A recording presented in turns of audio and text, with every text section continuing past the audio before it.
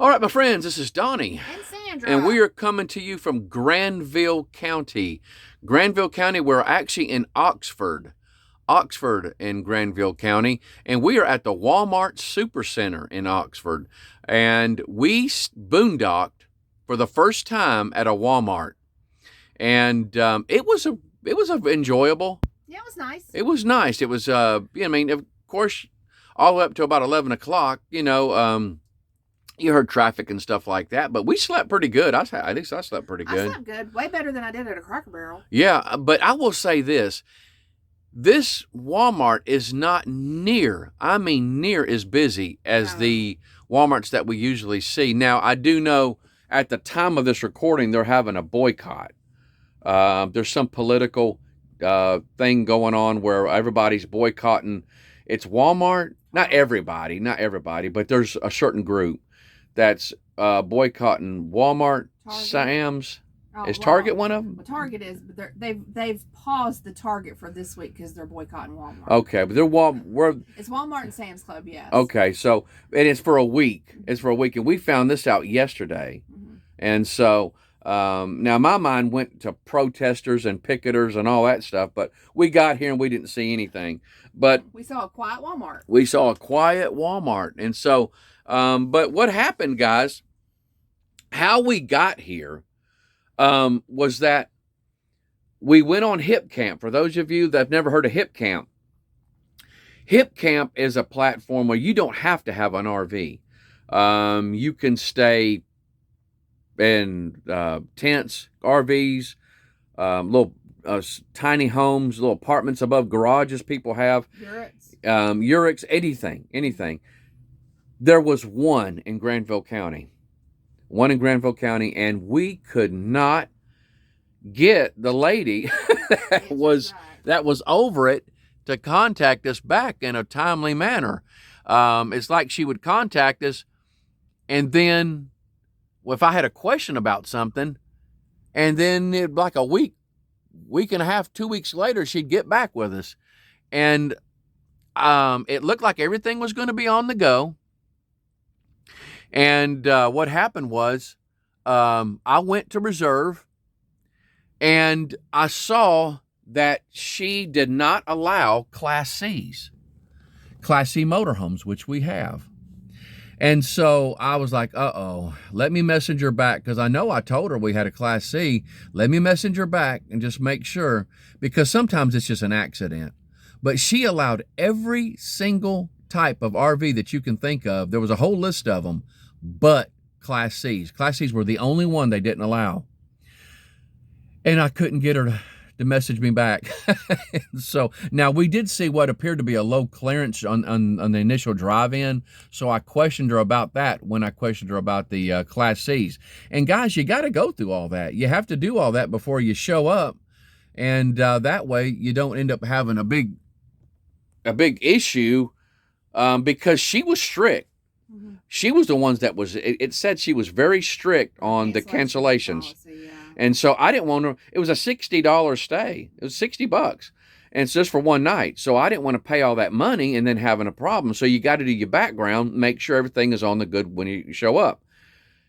And I couldn't get her to message me back. So we went ahead, we looked elsewhere, and we saw the Walmart. Got on RV Parky. People said, yeah, they do allow it. I called up the manager, spoke with one of the managers. They said, sure, told me where to park, and here we are. And so that lady missed out on a $60 reservation. And so, but at any rate, it was a good stay. It was nice. It was a good stay. It was a nice stay. And so, but we are here in Granville County, which is right there. And check out that map, guys. Woo-wee. I mean, we are really starting to close it in. But we got one more county that we're going to, and that's Vance. That's this little bitty one. We're headed there today. We'll be staying in another state park. We'll be staying in another state park. So be looking forward to that review. And we also did a review for this one. Yes. So be looking for that one. We actually were sitting right up here. Last night. We were sitting in the captain's quarters. And so that's where we were at. And we were last night, and we did a review on it and talked about it and Anyway, it was really, it was a neat experience. We didn't want to sit out on our chairs outside like we normally do. We didn't look like we were going to be Yeah, we didn't, out here for a while. Yeah, we didn't look like, we didn't want people to look like that we were camping. And so, but anyway, let's go through some fun facts. Granville County, the land area is 531 square miles.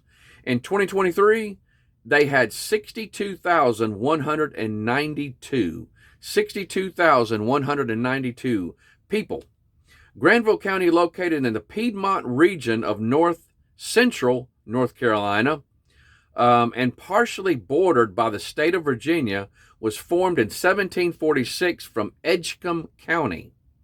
It was named for John Lord Carteret, 2nd Earl Granville, who was granted the land of the Granville district by King George II. The county reached its present dimensions after being divided in 1752, 1764, and 1881 to form parts of Orange. Points of Orange. I believe it's Orange.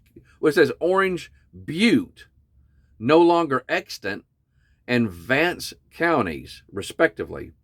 Oxford is the county seat, having succeeded Granville Courthouse in that capacity in 1811. Other communities in Granville County include Butner, Creedmoor, Stem, and Stovall. Tuscarora and Saponi Indians dominated the many tribes that once inhabited Granville County. Settlers, mostly from Virginia, began to occupy the area after the Tuscarora War of 1711-1713. Agriculture, particularly the production of tobacco using slave labor, drove the early economy of Granville County, which during slavery's peak in the mid-19th century was one of a handful of North Carolina counties with as many as 10,000 slaves. 10,000 slaves, that's a lot of slaves. The county also had a sizable community of free blacks, including dozens of craftsmen, such as the Masons, who helped build the homes of some of the county's more affluent families. The development in the 1850s of bright leaf tobacco, which could be cultivated in the sandy soil of the Piedmont, kept tobacco production strong in the county following the elimination of a slave-based plantation economy. Granville County is still one of the largest tobacco-producing areas in the state, but with the introduction of manufacturing industries, the county's economy is no longer primarily agricultural. Manufactured products include apparel, tires, telecommunications equipment, cosmetics, and China. Camp Butner, a major World War II military installation, was converted for the uses including a federal prison and state mental hospital. If you want to learn any more, go to www.ncpedia.org. That's www.ncpedia.org. Now, we got one ghost story, but I'm not going to be the one that does it. I found one video concerning a ghost story, and for the life of me, I can't remember what it had to do about. And so, but when I got to researching urban legends and ghost stories, I found it was a news. It was a news clip. It was a news clip. 2 to 3 minutes. Mm-hmm. 2 to 3 minutes. So if you'll look in the description below, for my Facebook people, look in the description above, and you'll see a link to that video. It's a YouTube video, but it's from a news clip. And it talks about this ghost story. Again, it's about 2 to 3 minutes long, and that's it. That's all I got. I can't remember what it has to do with, but I did find one, and so I tried to find some other information on it. That way I could do my own video, and I couldn't find anything on it. The only place I could find this was that clip, and so I decided just to pass along the clip. So for those of you that want to see something spooky, check it out. Donnie? Yeah. That puzzle, I just completed a 1,000-piece. Did you put it together? Puzzle. Yeah. I didn't know you completed it. You can. I'll send you a picture of it. You can put it here on the screen. Yeah. Okay. I finished it. I sent you a picture of it. Anyways, they had bright leaf tobacco was one of it had the North Carolina puzzle has like everything that North Carolina is known for. Yeah. A lot of stuff that North Carolina is known for. Mhm. There was some stuff on there not on there that should have been on there. Just saying. Yeah. Yeah. Bright leaf tobacco was one of the things on the puzzle. Wow. Okay. Huh. Well, other than that, again, guys, this is the 69th. Yep. 69th county. So after this trip, we'll have 70. We'll have 70 counties done out of 100 counties. Maybe get 75 done before the end of the season. I'm going to try. We're going to see if we can get at least 75 done. I don't know. At least I just don't know. Yeah. Hoping for 75. Yeah. Hope if we can get 75, that would really be nice. Have a really cool road trip place to go to in one of those counties. Yeah. Yeah. That one is that the one with the paranormal? Don't tell them. Well, we could tell them. Don't tell them. It's a surprise. It's somewhere we've been wanting to go like ever since. Ever since we started doing this. Finally, are getting to the county that it's in. Yeah. At any rate, yeah. So that'll be a. I'm telling you, if I don't find a ghost story there, that'll be the spooky thing for that county. Yeah.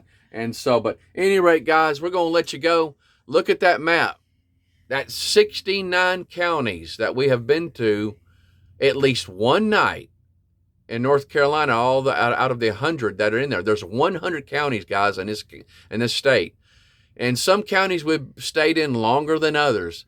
And but we have seen some really wild stuff along this journey. We've stayed at some really interesting places along this journey. But you guys take care. We love you. Be looking forward to the next one. Bye-bye. Bye-bye.